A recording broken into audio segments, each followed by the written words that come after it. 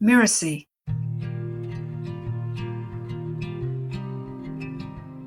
There are people in South Africa who believe that there's a tribe who live in the stars. And this tribe is very happy and content. They want for almost nothing. That is, the only thing they miss is milk. And so every so often, the job of the women is to come down to earth to take the milk that they crave. There's one other thing that's special about these women.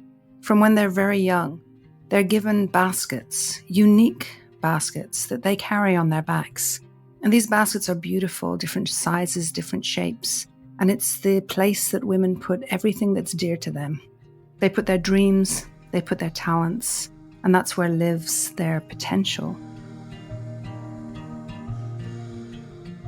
Hi, I'm Lisa Bloom, the story coach, and you're listening to Once Upon a Business. In each episode, we explore a story, a fairy tale, folk tale, or traditional story, so that we can discover the amazing lessons relevant for business and for entrepreneurs.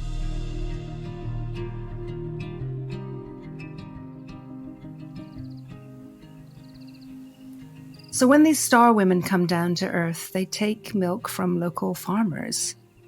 One day, a farmer who lived all alone noticed that his milk was disappearing. He would go out in the morning to milk his cows, and there would be very little there. And this happened day after day.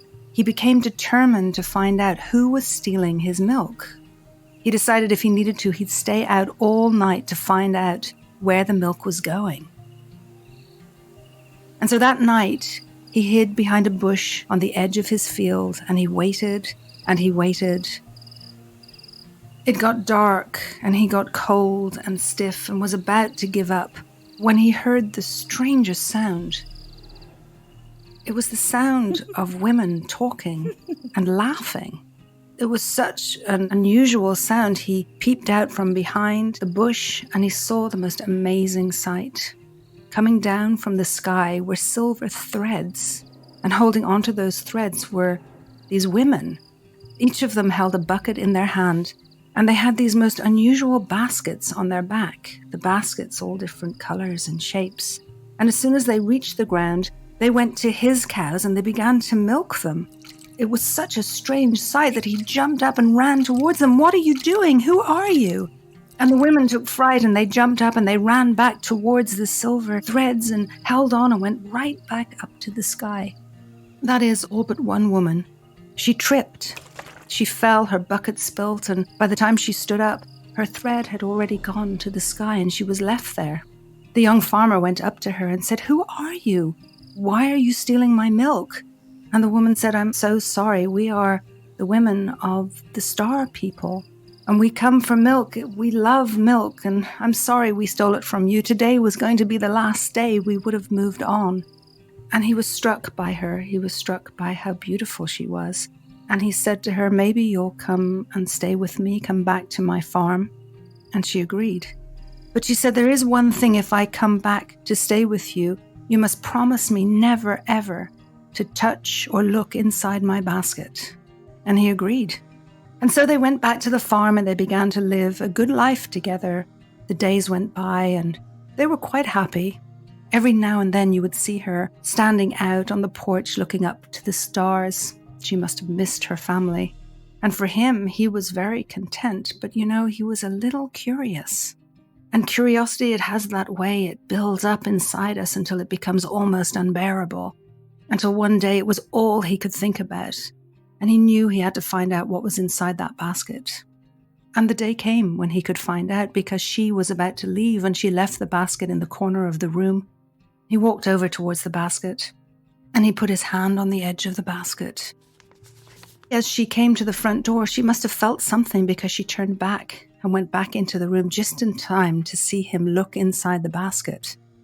And he looked at her and he laughed. He said, "I don't know what all the fuss was about. There's nothing in here." And with that, she took her basket and she turned around and left the house.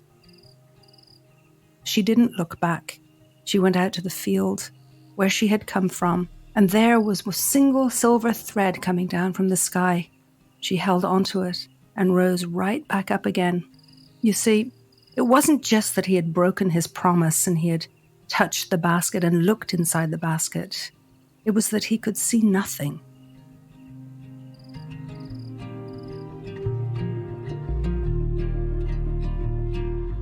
I originally found this story in a book called Goddesses by Sue Jennings.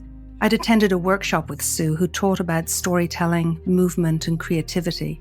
And when I asked her if I could use this story in a book I was writing, she told me the source of the story was from a book called The Heart of the Hunter by Lawrence Vanderpost. So I originally found the story in the context of ancient wisdom derived from powerful stories of goddesses and cultures that revere women. It's ironic that this story was found earlier in a book written by the somewhat controversial writer and storyteller in the 1960s, whose claims to know the tribes and bushmen of Africa with descriptions and opinions that reek of European elitism and potentially cultural appropriation. However, I've learned over the years that stories travel. Many years ago, I had the honor of meeting Taffy Thomas. He's the first laureate of storytelling in the United Kingdom. Taffy wears a long coat that has images of stories all over it, so children can come up to him and point to the image on the coat, and then he'll tell the story. He told me, "When I arrive in a place, I have all kinds of stories that run after me in my coattails. And when I leave, some stay behind and are told by the people who have heard them, and hopefully a few more will be following me home too." Taffy said once, and I quote, "There is a well that contains all the stories that exist in the world. That well also contains all the skills needed to tell them. There are as many ways to tell a story as there are stories and storytellers. All storytellers gather at that well." I love this story because of the impact I've seen it has on people, for the way women in particular feel empowered and moved by the story. In the past, when I've told it, it's come alive to me and to the people who've heard it. It's a story that speaks to women of that incredible burden they often carry of not being seen, of their potential not being recognized. And when I've found myself telling this story to groups of women, whether it's in a business setting or a retreat setting, both of which I've done, they've often been moved to tears in the recognition of the times that they have not been brave enough to walk away, or moved to tears by recognizing the places that they have had people around them who have seen inside their basket, who've been able to see these beautiful talents and that unseen potential. And it literally moves people to tears to recognize that.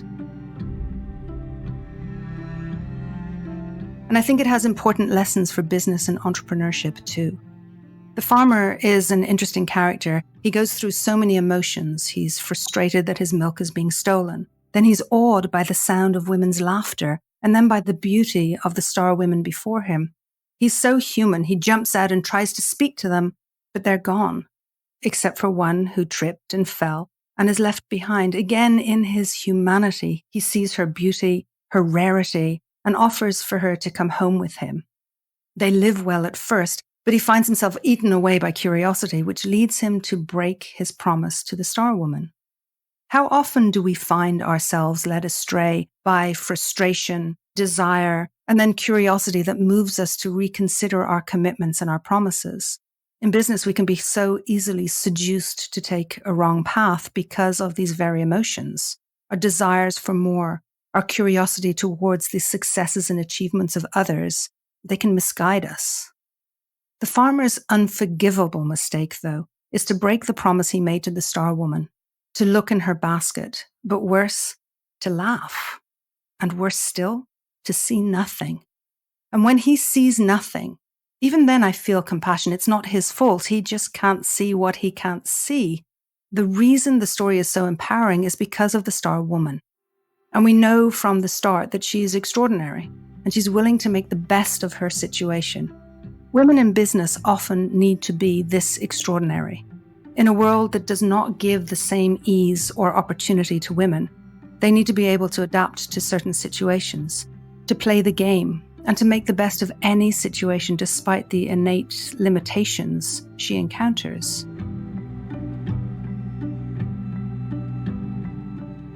But there comes a time when a line must be drawn, when boundaries are unclear and promises are broken. The star woman sees it and knows that there is only one thing to do. She leaves.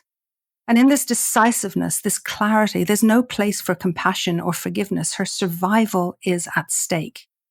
Because when your gifts and your experiences are not seen, not respected, there's no place for growth or opportunity. It's time to move on. In business, we need to surround ourselves with people who believe in us, who see our talents, understand our passion, and support our vision. And that's the importance of coaching too, to work with someone who sees in you what you can barely see in yourself. So the star woman realized that the farmer could not see her, not really, and she left. And interestingly, that's when the silver thread awaited her.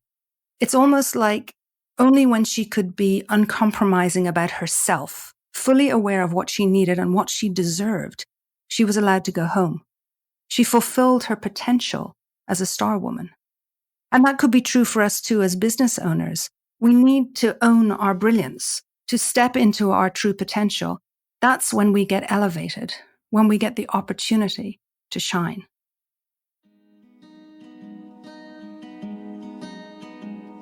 I'm Lisa Bloom, and you've been listening to Once Upon a Business. You can find out more about me at story-coach.com. That's story-coach.com. Once Upon a Business is part of the Mirasee FM podcast network, which also includes such shows as Making It and Course Lab.